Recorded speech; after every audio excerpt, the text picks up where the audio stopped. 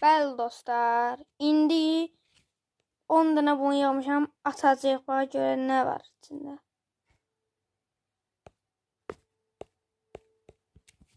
Birinci heç nə çıxmadı, birincidən.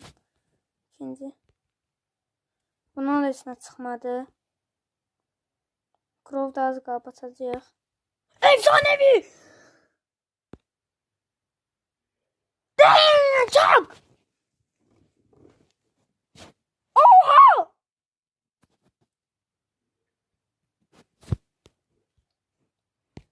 Tekte efsanevi çıktı.